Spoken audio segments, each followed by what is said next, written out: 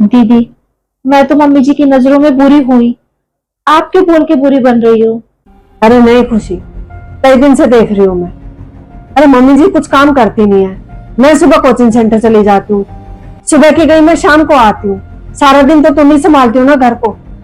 फिर भी मम्मी जी का ये रहता है कि कुछ नहीं करती कुछ नहीं करती। मेरे से नहीं सहन होती मम्मी जी जो इतनी इतनी बेइज्जती करती रहती है। थोड़ा बहुत तो समझो कम से कम, घर के काम दिखाई नहीं देते उन्हें।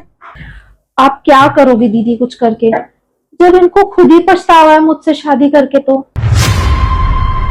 ये क्या कह रही है? साहिल पछता रही है आपसे शादी करके?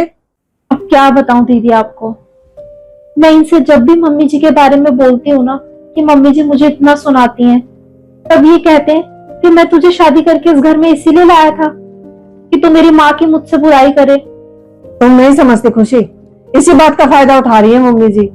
बल्कि ये तो यूं कहते हैं कि मैंने तुझसे शादी इसीलिए करी थी ताकि तू इस घर को संभाल सके, मेरी मम्मी को खुश रख सके। पर इनको तो मुझसे पछतावा ही हो रहा है दीदी शादी करके। अब आप ही बताओ, क्या मैं इस घर का ख्याल नहीं रखती, या मैं इस घर की जिम्मेदारियां नहीं निभाती? अब मैं क्या करूं दीदी, आप ही बताओ। अरे यही तो फर्क है खुशी। अरे मम्मी साहिल भैया के आगे वो आपकी बहुत तारीफ करती हैं। अच्छा, मेरी तारीफ कर रही थी मम्मी जी? और नहीं तो क्या। अब तुम मेरी मानो ना, तो तुम भी है ना मम्मी जी की है ना भैया के आगे बहुत तारीफ किया करो।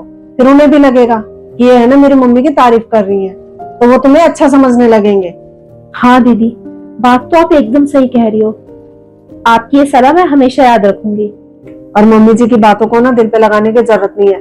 तुम अपने काम जैसे करती आई हो ना वैसे करते रहो। देख लेना धीरे धीरे सब ठीक हो जाएगा। अच्छा।